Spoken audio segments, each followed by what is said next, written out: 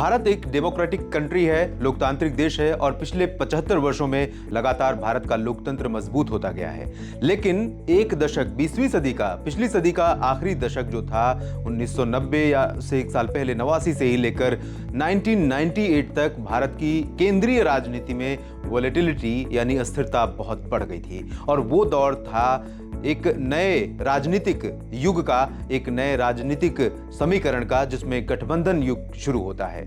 नमस्कार, स्वागत आपका India.com पर। मैं हूं देवेंद्र त्रिपाठी। इस वीडियो में मैं बात करूंगा ताजा घटनाक्रम जो बिहार से जुड़ा हुआ है, जिसमें नीतीश कुमार राष्ट्रीय जनतांत्रिक गठबंधन एनडीए से अलग होते हैं और आरजेडी समेत महागठबंधन में शामिल होकर फिर से मुख्यमंत्री पद की शपथ लेते हैं। ये नीतीश कुमार और आरजेडी के लिए कितना बदलाव या कितना अच्छा समय लाने वाला है ये अलग बात है, लेकिन एनडीए के लिए राष्ट्रीय जनतांत्रिक गठबंधन और उसको नेतृत्व दे रही भारतीय जनता पार्टी के लिए ये फैसला कितना मायने रखता है, इसी की बात करेंगे। तो आइए जानते हैं 1998 के उस दौर से लेकर के 2022 के आज के दौर तक एनडीए किस तरह से आगे बढ़ा, किस तरह से मजबूत या कमजोर हुआ और भारतीय जनता पार्टी किस तरह से कमजोर या मजबूत हुई है। 13 दलों से शुरू हुआ एनडीए कभी 48 दलों का विशाल गठबंधन बन चुका था, लेकिन अब फिर से ये सिकुड़ रहा है। 1989 से 1998 के बीच भारत में राजनीतिक अस्थिरता बढ़ गई थी। जनता से लेकर राजनीतिक दल तक त्रस्त हो गए थे। मात्र 9 वर्ष में देश ने 7 प्रधानमंत्री देख लिए। वीपी सिंह, चंद्रशेखर, अटल बिहारी वाजपेयी, एचडी देवगौड़ा, इंद्र कुमार गुजराल ने तो 1 साल से भी कम समय तक शासन किया। इन 9 वर्षों में पीवी नरसिंह राव अकेले प्रधानमंत्री थे, जिन्होंने पूरा कार्यकाल तक प्रधानमंत्री के रूप में बिताया। इस तरह से देखें तो मात्र 4 वर्षों में 6 प्रधानमंत्री। इसके बाद राजनीतिक दलों ने गठबंधन का रास्ता अपनाया और शुरू हुआ एक व्यवस्थित गठबंधन का दौर। 1998 में एनडीए का गठन हुआ। अटल बिहारी वाजपेयी उसके अध्यक्ष बने। 2004 में लालकृष्ण आडवाणी ने देश के सबसे बड़े गठबंधन की बागडोर अपने हाथ में ली और 2014 तक इसके अध्यक्ष रहे। इस दौरान कभी एनडीए मजबूत हुआ तो कभी कुछ साथी बिछड़ गए।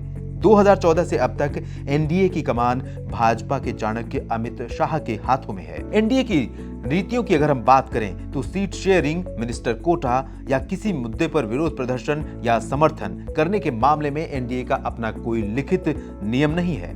और अब एक नजर भाजपा के ग्राफ पर डालते हैं। 1999 में भारतीय जनता पार्टी को 182 सीटें मिलती हैं और भाजपा के नेतृत्व में एनडीए शासन में आता है। भाजपा को अकेले लगभग 8.5 करोड़ मतदाताओं ने वोट दिया। वोट शेयर 23.75% था। इसके बाद आगे बढ़ें तो भाजपा कमजोर होती हुई दिखाई देती है। 2004 में 138 सीटें मिली, 22% वोट। 2009 में 116 सीटें, 18.80% वोट। लेकिन मोदी के दौर में 2014 में भाजपा को प्रचंड बहुमत मिलता है। 282 सीटें मिलती हैं, 31% मतदाता भाजपा को वोट करते हैं। 2019 में ये स्थिति और बेहतर होती है भाजपा के पक्ष में। 330 सीटें मिलती हैं और 37% मतदाता भाजपा को मतदान करते हैं।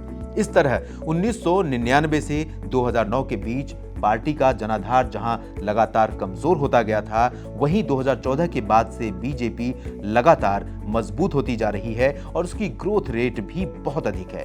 तो एनडीए उसी तेजी से कमजोर हो रहा है। तो क्या अब बीजेपी खुद को इतना ज्यादा मजबूत समझने लगी है कि उसके लिए गठबंधन जरूरत या मजबूरी दोनों नहीं रह गया? मोदी युग से एनडीए को झटका लगा।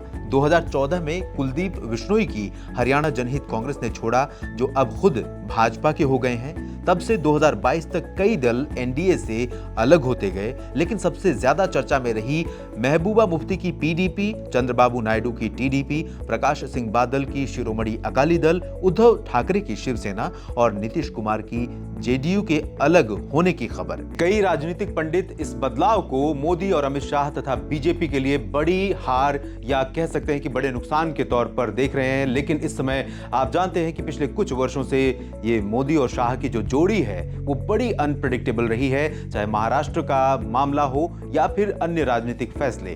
तो ऐसे में अभी ये कैलकुलेट कर पाना बहुत मुश्किल है कि भाजपा को इससे नुकसान होगा या फायदा, ये तो समय बताएगा। India.com की इस रिपोर्ट में फिलहाल इतना ही। आप लगातार बने रहिएगा देश और दुनिया की तमाम खबरों के लिए हमारे साथ। साथ ही साथ आप हमारा YouTube चैनल भी सब्सक्राइब करना ना भूलें। धन्यवाद।